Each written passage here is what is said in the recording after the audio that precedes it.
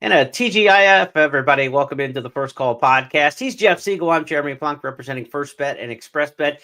This is the podcast where we get down the brass tacks, Jeff. We get to do some handicapping for the weekend. Big weekend coming up, Fairgrounds and Laurel. Also some stakes around the country as well. But it's Risen Star weekend, and it's time to get a little serious, right? 50-point preps on the Kentucky Derby Trail. So one, maybe even two horses based on the points will punch their ticket to Louisville come Saturday. Yeah, it's a critical race for sure, and there will be a lot of questions to be answered in this race. Whether or not we see the best of some of these horses that have been racing. What about the comebackers? They're all kind of thrown into one race, and we'll see how it's handled. The other thing is we've got some nice racing. I mean, obviously on the undercard there, but we got some nice racing around the country as well. We're not going to do the Santa Anita race. We've got a 2 to 5 in the morning. I don't think people need our help on that one. Palos Verdes is going to be a little short. Right. So we're going to pass on that. We'll let you figure that one out for yourself, whether or not you can beat the short price favorites. But some of the other races have some meat to it. So we'll discuss it, see if we can come up with a couple of prices at least, and make some money this weekend. There are a couple very key scratches in stakes races that we already know about reporting out of DRF for a couple of the big races. The Rachel Alexandra and the Risen Star both have key horses coming out of them. We'll talk about those when we get to those races. For those of you watching on X and on YouTube, be sure to like, share this out, comment in the comment section. Help us grow the audience for the First Call podcast. For those of you listening on our traditional audio channels, here are the 8 stakes races Jeff and I are going to handicap over the next couple minutes. Let's go to Laurel Park for the General George Stakes, one of 4 stakes on the card Saturday in Greater D.C. At Oaklawn Park, the Dixie Bells got the Sprint fillies going in that one. To Gulfstream Park for the Royal Delta in the Distaff Division. And then 4 from the Fairgrounds, the Mine Shaft, the Fairgrounds Stakes, the Rachel Alexandra, and the Risen Star features on Saturday. We'll take a look at all 4 of those, and then we're going to take a look at a Sunday race as well, the Sunland Park Derby coming up on Sunday. That is a 20-point prep towards the Kentucky Derby. No graded money involved, but a good purse of $400,000. And again, 20 Kentucky Derby qualifying points to the winner and down the line. We've got a money back special on the Kentucky Derby preps between now and the Lexington Stakes when you bet with First Bet and Express Bet. So any of these big 3-year-old Kentucky Derby points preps have a $10 money back special, which means your win bet is refunded up to $10 if that pick finishes second or third. The money back special races this weekend, the Risen Star on Saturday at Fairgrounds, and then Sunday Sunland Derby. Also want to remind you there is a 2 million first rewards points hit and split on the late pick for Saturday at the Fairgrounds. So a lot to play for this coming weekend. Jeff, we're also going to play in the Beat the Host contest this weekend at expressbet.com. It's week 7 of 8 of the 20th annual Beat the Host contest. You already took out a lot of the players earlier in the season. I'm in the hot seat this week. Ron Nicoletti awaits the anchor leg from Gulfstream next Saturday. So 2 weeks left in Beat the Host. There are only 5 players left who can sweep the host for the meet, beating the host every single week. Only 5 out of almost 700 players remain eligible after 6 weeks to sweep the host. I hope it's down to 0 after this week.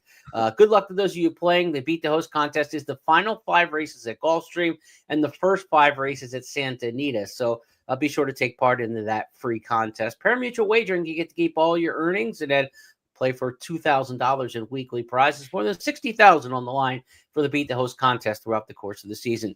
You ready to get to some handicapping this weekend, Jeff? Let's dive in. All right, to Laurel Park we go. First up, the General George Stakes. Of course, named for the first president of the United States, the great General George Washington. This race used to be on President's Day, was a fixture in the nation's capital. Now it's still President's Day weekend, but it gets things going on the Saturday card. It's race number 8. It's part of a program that also includes the Barbara Fritchie and 2 other stakes. We've got a field of 6 in this year's General George, $200,000 purse. And Jeff, there's a horse who's coming in hot, Quince Brew, off a huge win last time out in the Jennings Stakes. I know you like this one come Saturday. It'll be interesting to see how he matches up with Prince of Jericho, who is the 6 to 5 morning line favorite and very consistent, 7 out of 15 lifetime at Laurel. So he's a proven commodity as it is Prince of Jericho. But if you watch Quince Brew perform, 2 things that jump off from what I could see on not only on the form but on the video. This is a gelding with an incredible amount of ability, and he still has no idea what he's doing. And if he ever decides to figure it out, who knows how good this gelding might be. He won his first start as a maiden in a slop last year. He finally made it to the races at 3 in March. He won that race at 7-1. I don't know how they pulled that off, but they did. And then he comes back and wins the non-winners the 2 at 30 cents in the dollar. And then he's heavily favored in the stake, but he ran poorly, and obviously something went wrong in that race last June. So he stopped on. They turn him back. They bring him back in the stake. He's 9-1, which I would have been tempted to jump on just under the assumption that coming back in the stakes race that he was right. And he was right. I mean, he won off by himself, but he did so many things wrong. It just you have to wonder just what this horse could be if he ever figured it out. He is an incredibly gifted sprinter, as he showed in the Jennings Stakes, which was his race at a mile. That was last month, and that was just awesome visually. Just take a look. As they reach the top of the stretch, and next in between horses, Circle P, Big Blue Line, trying to come alive with a run, but out wide, turning for home, 1/4 mile to the line, into the stretch now, and they turn for home, and here on the outside is Quince Brew. Quince Brew in front, takes over at will from Speedy, now switching over to the left, Liebet in front by 3. Out center of the track has hit the road, Jack trying to rally on there for a share, but with 1/8 of a mile left to go, it is all Quince Brew, brewing up a 9-1 upset. Quince Brew hit the road, Jack, and then it's Circle P, Speedy Ness.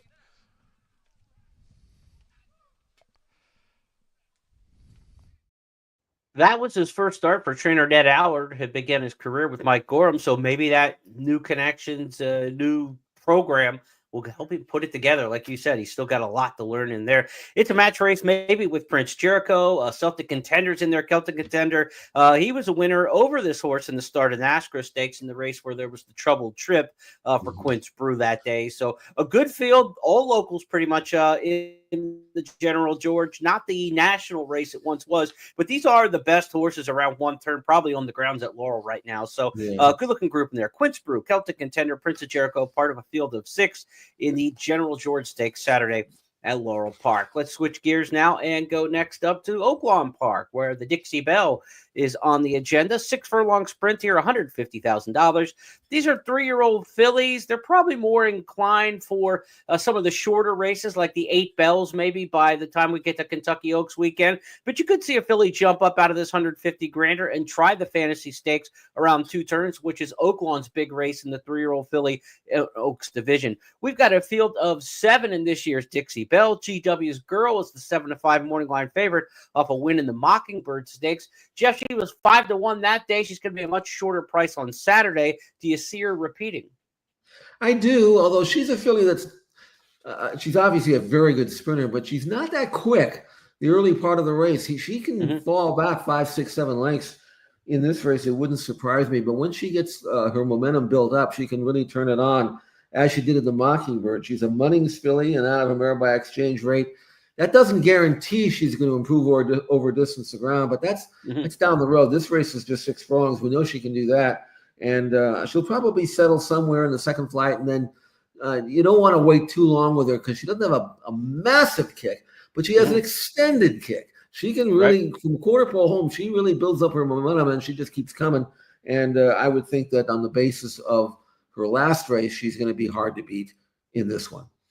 Let's go back and take a look at GW's Girl in the Mockingbird. And the top 2 choices in the wagering are 1-2 coming to the top of the lane with GW Girl and Chase Mode third. They're off the turn. She's So Spicy down the lane, puts 3 lengths on Shatter, who could not keep up to this point. GW's Girl rallying on in a second, and She's So Spicy with the lead, but GW's Girl's making a race of it. She's So Spicy asked for her best. GW's Girl on the outside, getting to this front runner, and GW's Girl has gone by. GW's Girl and Francisco Arrieta win the Mockingbird. She's So Spicy. Good effort. Went very, very fast early, though, and it cost her late. GW's Girl ran down She's So Spicy, who has since come back to win at Gulfstream and Allowance Company last week and looked pretty good in doing so. So coming out of what is a really solid race. Miss Martini, interesting, a little speed from the rail in there. This curling filly out of a Will Take Charge mare. Certainly bred to love it at Oaklawn. Both the sire and the dam sire had a lot of success over the track there at Oaklawn. But Miss Martini is kind of outrunning that distance pedigree in 6 furlong races so far. And she looks like she's quick and has a little bit of a future about her. If there is a filly in here who may be an Oaks type towards the fantasy, it could be Miss Martini for Asmussen if she runs well in this one. I think she'd be a good stretch out candidate based on that pedigree. Let's go from Oaklawn Park now to Gulfstream on Saturday. Gulfstream Park will have a mandatory payout in the Rainbow Six on Saturday. Going into today's card, almost $500,000 in carryover. So if nobody takes down the Rainbow Six on Friday with the traditional single ticket provision, then tomorrow it's a mandatory payout. Track officials are estimating a pool near $5 million. We get the $500,000 carryover tomorrow. Part of that Rainbow Six mandatory payout will be the Royal Delta Stakes. I made this the Express Bet Race of the Week, and I'm kind of upset at myself that I did, because I went through 11 horses in here, Jeff, and this was a tough one, but it was a good gambling race, and I thought that's why it made sense to me to give this one a shot as the race of the week. Grand Job probably goes favored in here off of back-to-back wins in the U.S. This is an Irish export now for Bill Mott. Justified filly, she's won both races at Churchill Downs. Now she gets tested for class, but this grade 3 race is really more like a listed stakes. There's not a lot of grade 3 credentials in this race, so it's a good place for a horse making a rise in class. Grand Job. You look at her form and you look at the 2 races she had at Churchill. One off by herself. She wasn't even favorite that day in her U.S. debut. That was in New York back in October. Came back and verified that race while coming back and winning an allowance race at Churchill, a 1-turn mile. So this is actually going to be her first start around 2 turns. And you look at the video of her races and you wonder how in the heck this filly never won a race. I don't care where she was. She was in Ireland and running on grass, and maybe they were going too slow for her own good, because this is a filly by Justify, and she has a tremendous amount of speed. Even when she was making the lead, she was going 22 on 44.3, 45 and change going to 1-turn mile. And she was under like a really strong hold. I mean, she could have gone at 43, it seemed like. That's an exaggeration, but not by much. So stretching out to 2 turns, I would assume they're just going to let her barrel out of the gate and just run everybody off their feet, which I'm really reasonably sure she's going to be able to do based on her form on dirt at Churchill and before that in New York. And I haven't seen her breeze at Payson, but that's a deep track. I wouldn't expect her to work particularly fast, and I'm sure they weren't letting her work fast. But Bill Mott's got a filly here, Jeremy, that could really, really be good. And more so than the gamble, because I have a hunch she might go lower than 9-5. But more so than that, I want to see if this division will be improved upon when a Grand Job joins this older affiliate mare division, because I think she's got that kind of raw talent, that raw speed that will make her very, very significantly part of that class at Gulfstream this winter after she gets done winning this race, which I expect that she will. You got me worried now, partner. I didn't know she was this good. If she's as good as you say she is, I'm in big trouble in here. I tried to find a couple price plays in this particular spot. There are 4 fillies in here who are stretching out around 2 turns for the first time. Grand Job, one of those. And, of course, you got like Intrepid Daydream, Autumn Evening, others in here stretching out. The Dazzling Move trying the 2 turns. I don't like horses in wider post positions going 2 turns for the first time. I don't know if there's enough outside of Grand Job. Maybe they help keep her hemmed in. Maybe she's just faster than everybody and starts clearing off. But you got about 2 steps from the starting gate to the clubhouse turn at Gulfstream in a mile and a 16. So I thought maybe she was vulnerable, but you're talking me into my insanity here in trying to beat her. But I thought American Retro from the rails going to get a really good trip, good even effort last time out going turf to dirt. Ian Wilkes' barn is going really good right now. I think this filly's going the right direction, third off the layoff now after that February to November break. So I thought American Retro had a shot in here. And another one, I think, at a price, 6 horse in here, riding pretty, 20-1 in morning line. I know she's a Jersey bred, but She's making a surface change off a pretty nondescript effort last time out on the Tapeta. But every time she goes turf to dirt, synthetic to dirt, she makes a huge leap forward. And I'm expecting Riding Pretty in the form cycle. She's second off the layoff and moving from synthetic to dirt. It's kind of like 2 form cycle moves at once. If you're going to get a price on a horse, this is what you want. She's a Jersey bred against Open Company, but at 20-1, I thought she was interesting. But if Grand Job is Royal Delta in the Royal Delta, as you're suggesting she might be, another Belmont superstar in the Distaff division, then maybe we're running for second in here. 8-1, 8-6 might be ways to attack this race as we go to the Royal Delta Stakes. But that's the feature at Gulfstream Park. You are very confident. I haven't heard you this bullish on a horse in several months, I don't think. I can understand why she didn't run well in Ireland, though, because she's so fast. And if you try to take a hold of her, she's not going to be happy. And I'm sure in overseas, when they were running her on the grass, they were grabbing her and not letting her use her best tool, which is her natural talent. And I looked at the same thing you mentioned here about how much pace inside of her, and could she get caught wide and maybe get a bad trip because of that. But I don't see anybody, even in the 16th of a mile it takes to go from the gate to the clubhouse turn, that if she breaks with her field, there's no one's going to outrun her, and they're going to let her run, because I'm sure they are going to go back and see what they were doing the first 2 races, and they didn't grab her that day, and they're not going to grab her here. But you never know. I mean, you mentioned the long shot, Riding Pretty. She may not be able to beat Grand Job in a match race, but if Grand Job makes a mistake and Riding Pretty runs back to her last 2 dirt races, forget about the grass, the dirt races, numbers-wise, she's not that far removed from the horse I like. And I'd rather take 20-1 on Riding Pretty than 6-5 on Grand Job. So there is hope for you, Jeremy. Let me tell you that. Well, let's see if this is another Royal Delta, though. This Distaff division's had some retirements. We've got some good 3-year-olds turning 4, like Torpedo Anna, who are back in it. But Bill Mott, with a great runner in the Distaff division, makes that division better. We've seen it so many times over the years. It would not be a shock if she's one of the next ones. Let's go now to Fairgrounds on Saturday, where it's the Road to the Kentucky Derby Series getting serious at New Orleans Historic Racetrack. The Fairgrounds will have 4 stakes races on Saturday, culminating with the Risen Star Stakes. 11, 12, 13, and 14 are the 4 stakes races we're going to look at. Some other stakes on an undercard that is loaded throughout the day. Let's start things off in the Mine Shaft. It's race number 11. This is a prep race towards the New Orleans Classic in the Breeders' Cup Classic division, if you will. The Mine Shaft, named for Neil Howard trainee, who was Horse of the Year back in the day.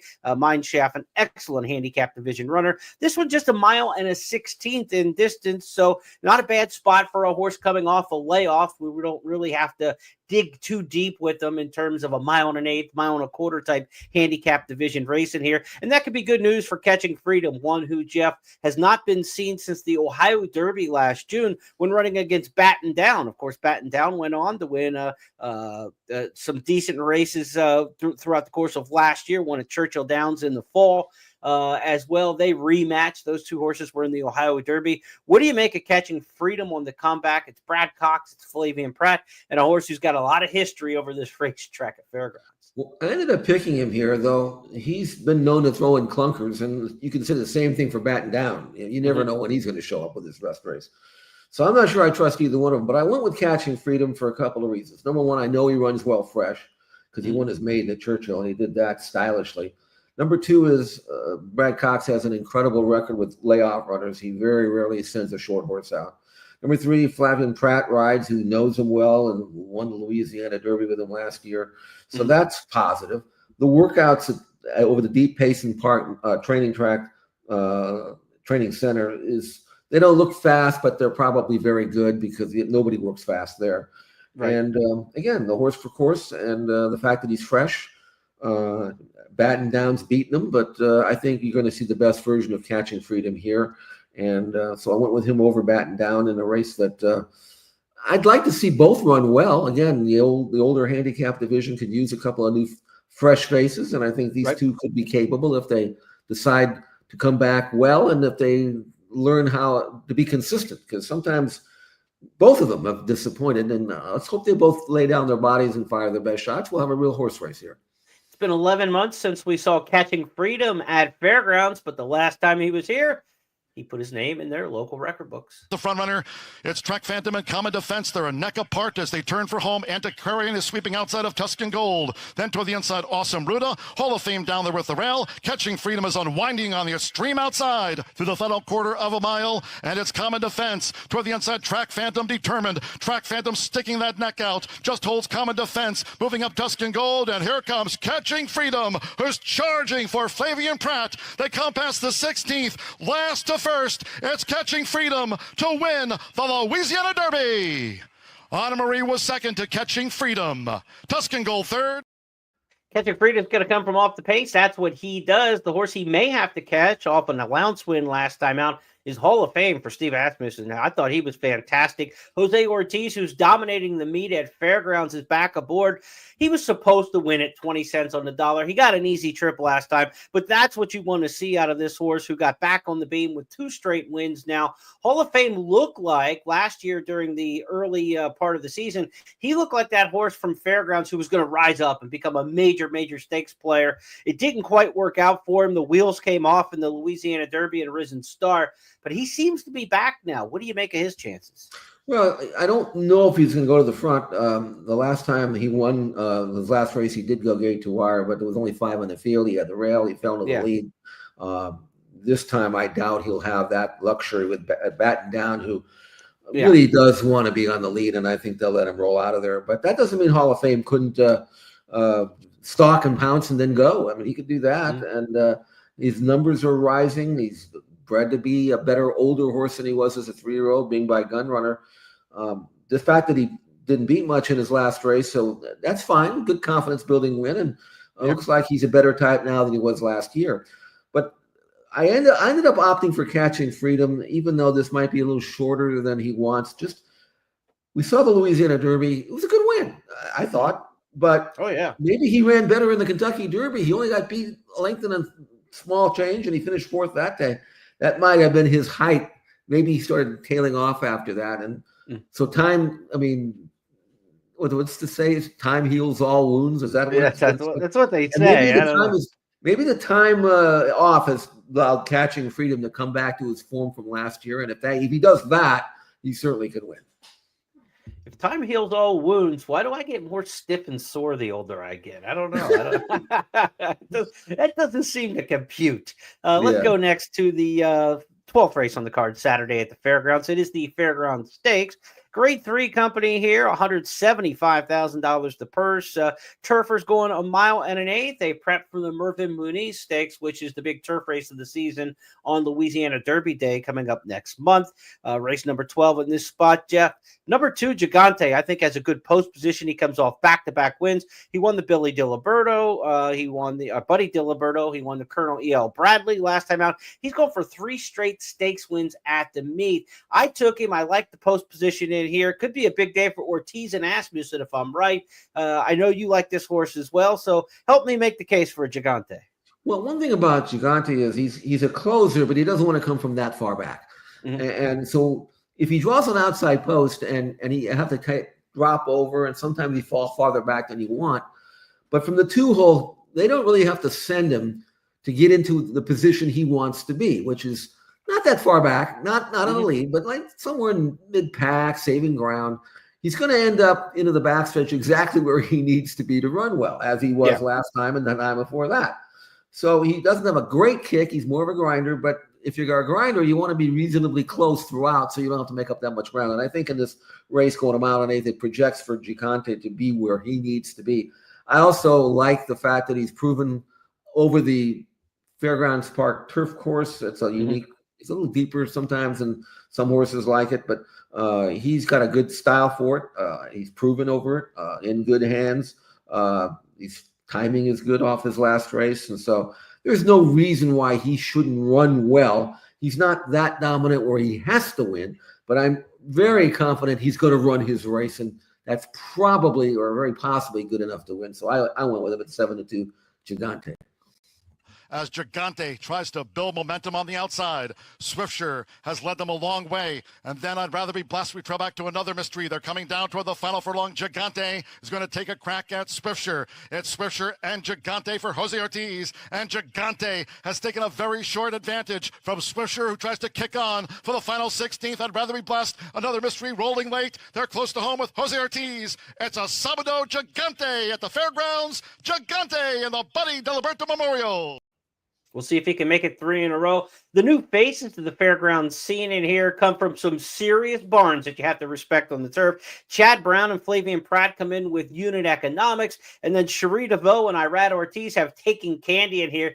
If there are 2 barns that can get horses to run fabulous over the grass that we've seen in the last, couple years, obviously several years with Chad Brown, but in the last couple of years, the Cherie DeVoe runners, when they fire, they really fire. These seem to be the 2 obvious threats in here. Unit economics, Taking Candy against the local star Gigante. He's going to try to hold down the home turf, but it will not be easy against those 2, Jeff.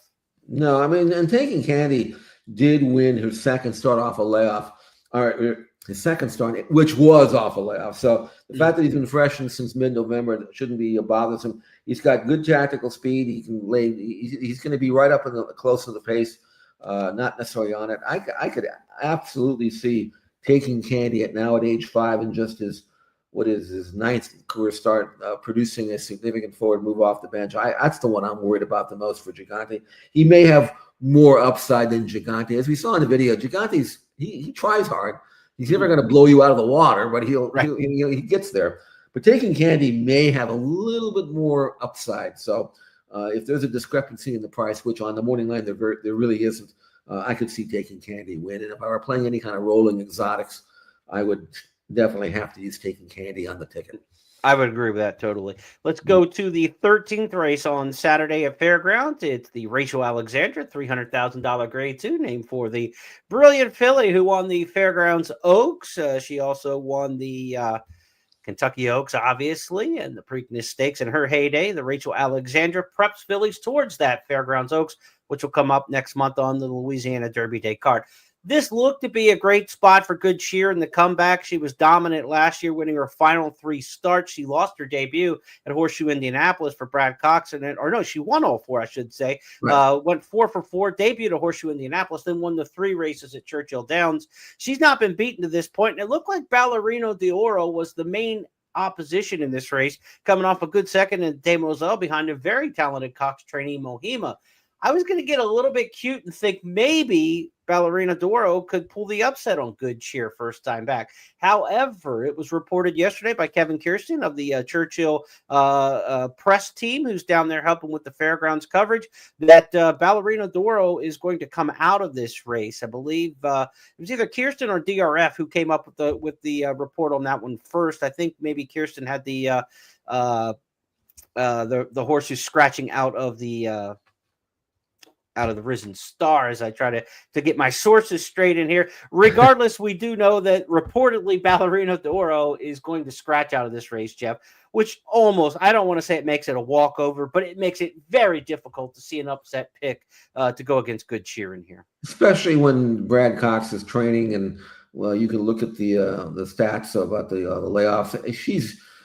She's obviously not 100% cranked up. There's no reason to be that, but I don't think he would be running her unless he was happy with the way she was training. So Good Cheer, again, training over at Payson Park, and I haven't seen any video on her, but I assume that she's fit, and we know she can run well fresh. And so, it's just a nice springboard starting point for her as she points for the Kentucky Oaks. And the funny thing about it, though, is that when you look at her form, she has a maiden, she's got an allowance, a stake, and then a graded stakes, and yet her numbers were kind of static. I mean, she earned 3 consecutive buyer numbers of 86 last year, and they're good numbers, don't get me wrong, but you'd expect her to see some progression, and there wasn't any. So I don't know if she's the kind of horse I would take 1 to 9. I don't know if there's a horse in existence that I would take 1 to 9 on, but she looks like a 1 to 9 shot to me, and I hope that she comes back and runs at least as well as she was running last year, if not better, just because, again, I want to see a good filly develop, and she's by Medaglia d'Oro. It would be fitting if she were to win the Rachel Alexandra, who was by Medaglia d'Oro. And, again, in a race without the main contender, Ballerina d'Oro, another daughter of Medaglia d'Oro, who unfortunately will not be able to run.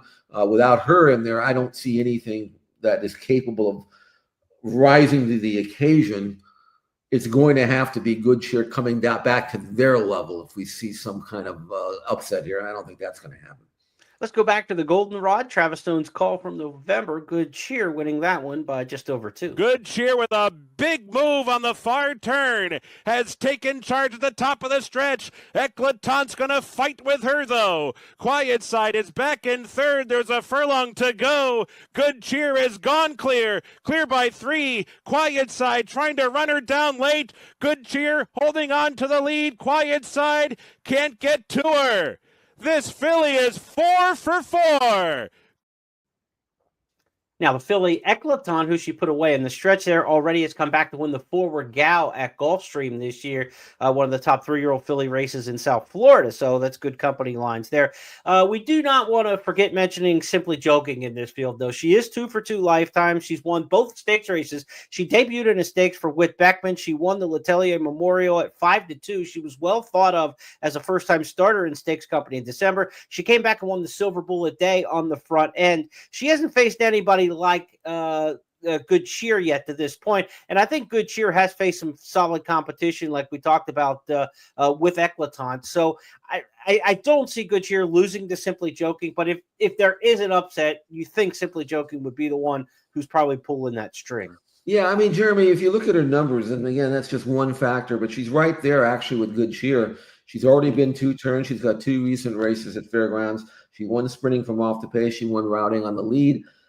And she's got numbers that are competitive. So if you want to make a case for Simply Joking, I would never talk you out of it just because Good Cheer hasn't been out. And I just don't think she's got necessarily the tactical speed that Simply Joking has. It might be a closer race than we're talking about here. If Simply Joking continues her progress, which I don't see any reason why she shouldn't, it could be a little closer than maybe we're presenting itself to be. But it'll be a good test for both.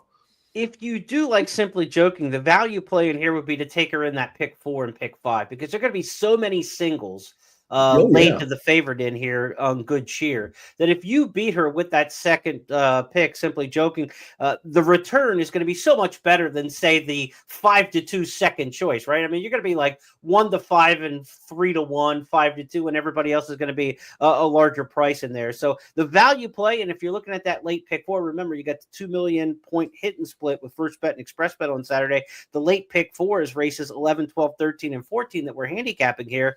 If you can beat Good Cheer, you get a much better chance of a sharp return in that late pick 4, not despite what happens in the other 3 races. I mean, if it goes 3 chalks in the second choice, then but if you can beat Good Cheer, that's the one you want to knock off if playing the pick 4 and pick 5 in terms of getting some price, because that's where almost the vast majority of the singles are going to be lying in her camp going into the Rachel Alexandra. To the 14th race we go Saturday at the Fairgrounds. It's the big race of the weekend, the $500,000 Grade 2 Risen Star Stakes, 1 1/8 miles on the main track here. Jonathan's Way is going to scratch out of this race. That's the one I know for a fact now. Kevin Kirsten from Churchill did report that Jonathan's Way will scratch. High white blood cell count reportedly from trainer Phil Bowers. So Jonathan's Way will not make his 3-year-old debut in the Risen Star. That leaves 12 amongst the entries in here. There was a field of 13.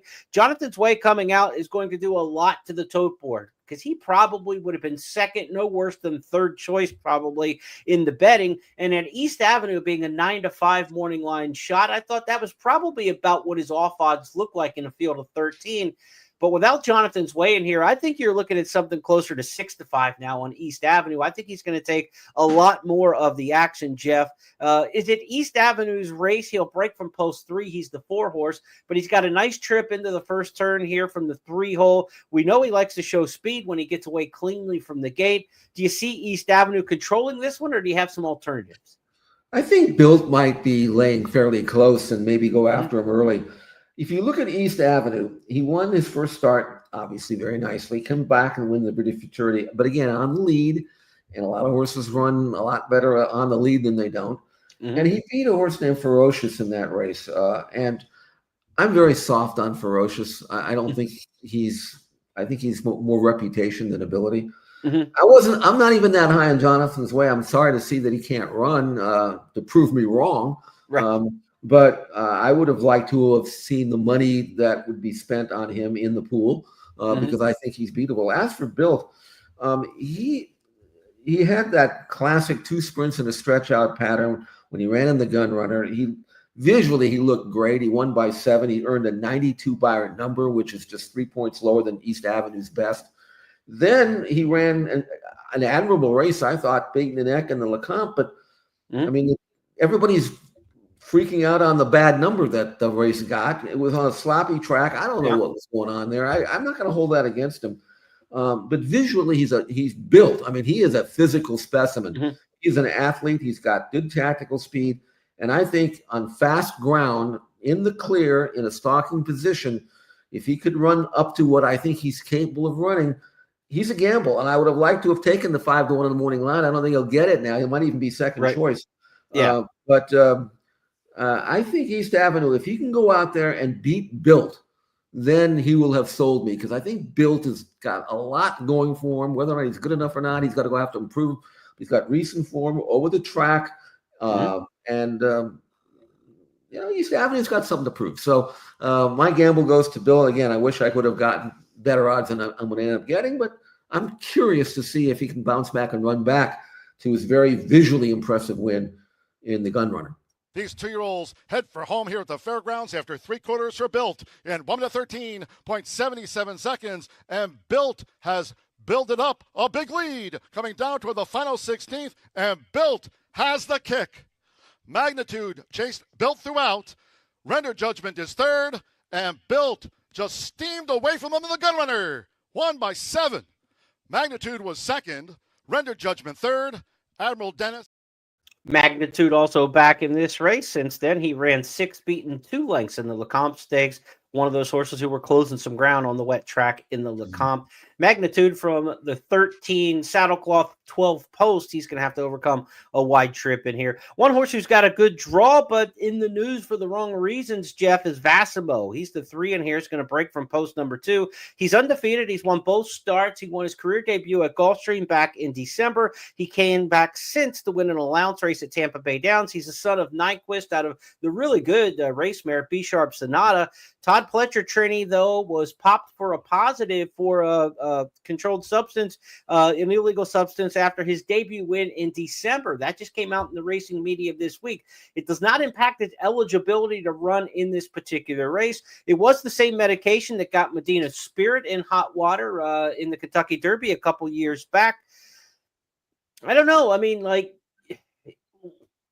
do you worry about that situation from what happened in December coming into this particular race?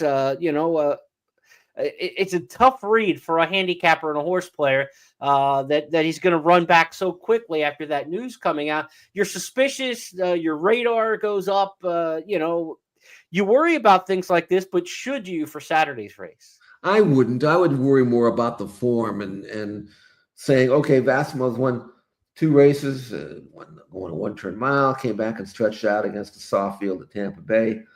How good is he? Regardless of whatever else you might think, I think he's had something to prove here. His numbers don't match up. Not to say that he won't improve, and he probably will. But given the scratches and all, I don't think I would be gambling on him. I want to see more from him in performance than anything else. You got Septarian for Chad Brown coming in from Florida off a 3rd in the Mucho Macho Man Stakes. He's going to add Flavian Pratt. He's going to add blinkers. He's going to stretch out to 2 turns for the first time. We'll see what this son of Protonico has to offer. It was not a good story for the Mucho Macho Man Stakes written after the fact. The winner of that race, Guns Loaded, came back, ran last in the Holy Bull. Treaty of Rome, the Chad Brown stablemate of Septarian, came back since, and I think he beat 1 horse in the Sam F. Davis last week at Tampa Bay Downs. So the Mucho Macho Man has not come back that strong. We'll see if Septarian can get any kind of resume builder out of his own record when he tries the Risen Star. This is a deep field in terms of contenders, Jeff. This is a race that's had a lot of success in the Triple Crown in recent years. In the Kentucky Derby alone, 6 straight years, the Risen Stars had a top 3 finisher in the Derby. 6 years in a row. I mean, you talk about this race having a big, big impact, and you go back and you got a Preakness winner in War of Will from 2019. So this has been a very, very effective race. It's a 1.125 early in the season like this, and maybe that's kind of, building them up a bit. Since they turned this race to a 1.125, it's had a lot more success producing horses on the trail. To me, though, when I look at this field, I don't know beyond East Avenue and Built if there are really Derby horses in here. Somebody else is going to have to make a step forward to become a Derby horse to me in this spot, but it's that time of year where it can happen.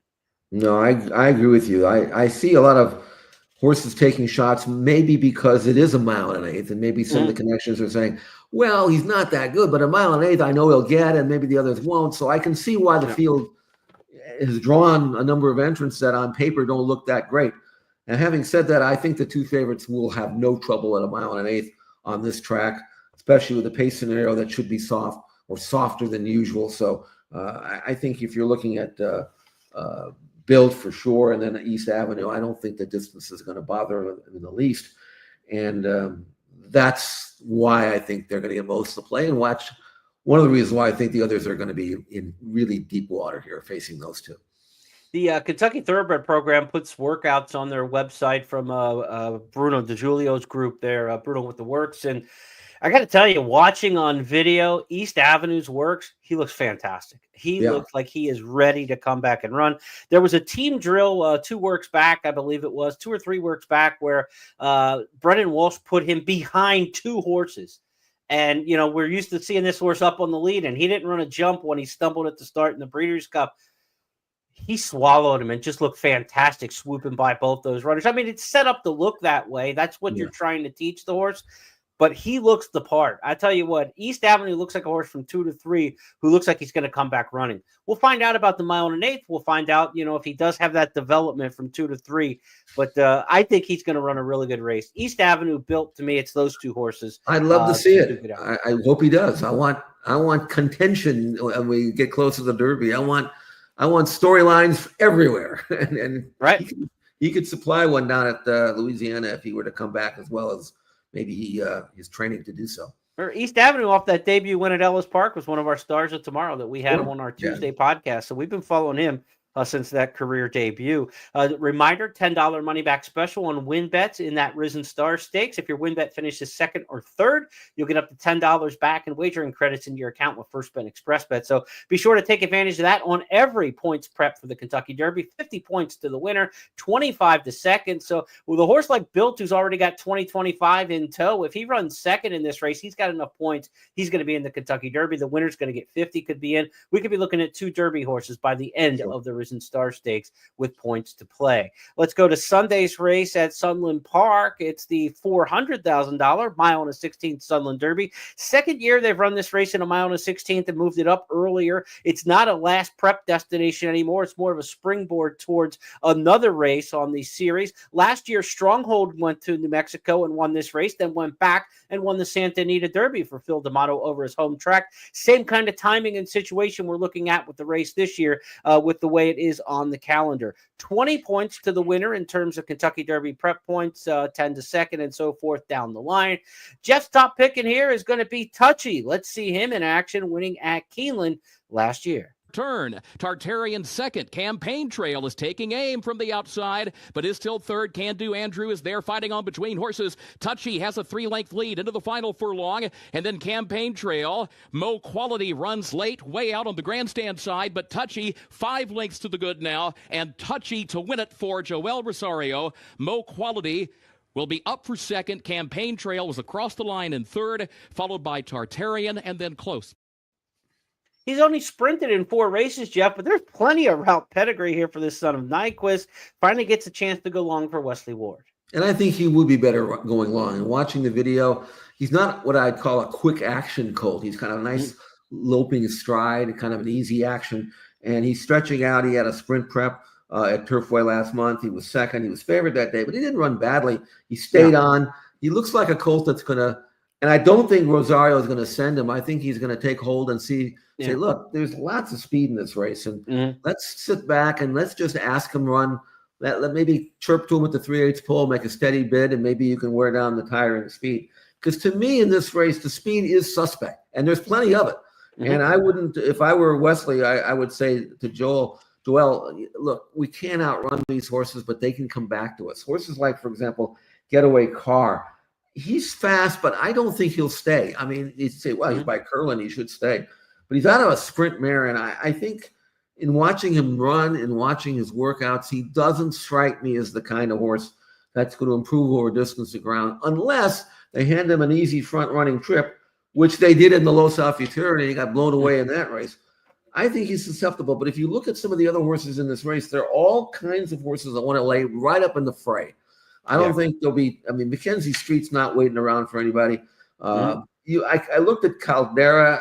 He's okay, but again, he made the lead last time. Slow fractions. I don't know how good he really is. So I'm going to go with the beautifully bred Nyquist Colt, who's got some foundation, had a good series of races against tougher company last year at Keeneland and Saratoga.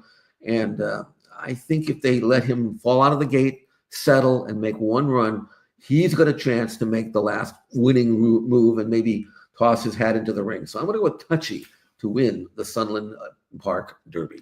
He's been favored in all 4 starts, but I don't think he'll be favored here. Getaway Car should go as favored in here for Baffert, you would expect.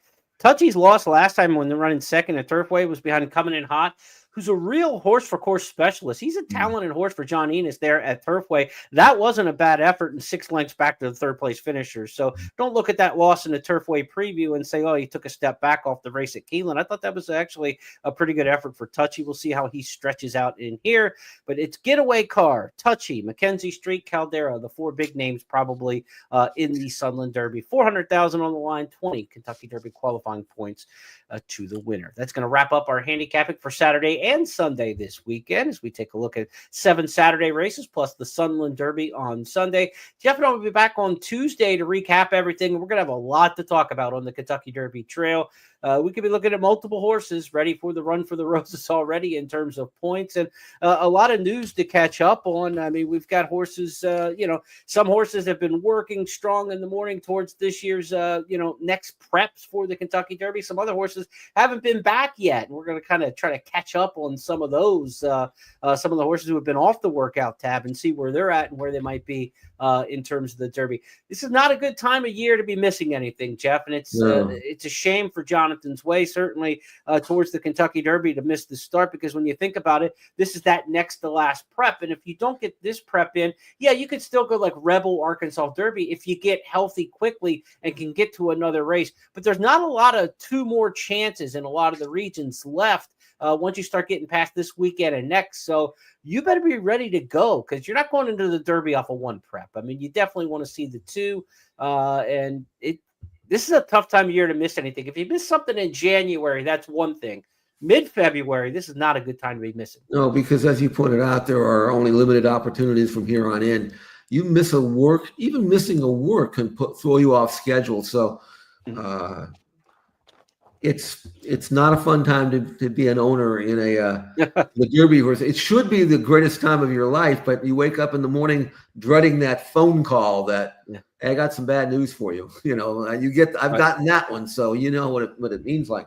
And every day there's something. Nothing good can happen, only bad things, right? Yep. So it's tough, but it for us who are on the outside looking in, we examine all of the situations and use them hopefully to our good gambling advantage. So that's what we're trying to do here, and we'll see what happens this weekend. Really look forward to East Avenue and Bill to see if they are going to make the forward moves that I suspect they both will, and maybe become more important members of this 3-year-old division than they are at prior to this weekend. I think they could be both that good. One other wagering note for you on Sunday with First Bet and Express Bet, we've got a great promo for Santa Anita. Bet $100, get $10 back in rebate. So a 10% rebate on your Sunday wagers at Santa Anita. Each Sunday through the month of February, we're offering that for Santa Anita. So Sunday, Santa Anita, bet $100, get $10 back. I'll be in the host chair on Saturday for the Beat the Host contest. Come out and play. Let's see if you can take me down. 10 races, the final 5 at Gulfstream, the first 5 at Santa Anita, or the contest races. So good luck to those of you playing in Beat the Host. Jeff and I'll be back on Tuesday, as we mentioned already. So we'll get set for It's Official after a big weekend of action. Have a great weekend, everybody.